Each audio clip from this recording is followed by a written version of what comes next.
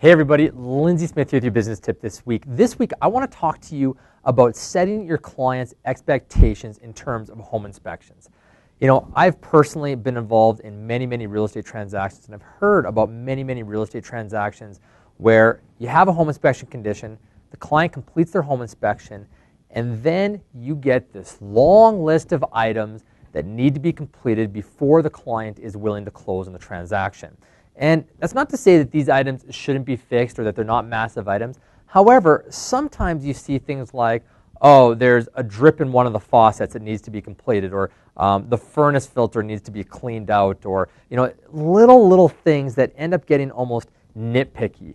And there's nothing quicker that will stall a deal than having a home inspection go sour or something, and then your clients start wondering about what other things are wrong, and it ends up being a big issue. So one of the things that I want to recommend you do is that when you're selling a resale home, a new home, whatever it is, make sure you tell your clients that, you know what, there's so many things that are involved in making a house work. The heating, the plumbing, the insulation, things like that, especially for older homes.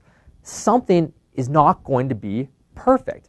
Even on new homes. You know, this is human error sometimes. Not everything is going to be 100% imperfect. So they need to understand that going in. They're buying a used house, or they're buying a home that a human being has built and had to follow along with. Not everything is going to be 100%. Set that up for your clients in advance. Therefore, tell them, when we go to the home inspection, let's worry about big, substantial issues and not about the basics. When you guys sell your home, you didn't fix every tiny little thing, every paint chip, every little nuance. It's so important that they understand that the same way that they're not going to fix all the tiny little things, neither is the new person. So if you want to make your transactions go a lot smoother, make sure you set your buyers' expectations in advance for home inspections to look at the big items and not worry about the small stuff.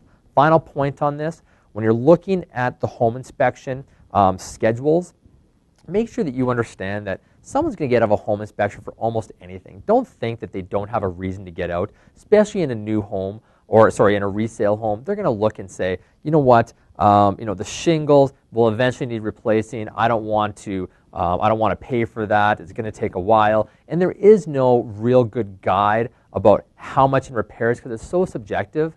If someone wants to walk away from home inspection, they want to walk away, and that's okay. So I don't want you guys to be pulling your hair out trying to hold deposits, because if they don't waive the condition, they're going to get the deposit back anyway. So try to make your deal smoother.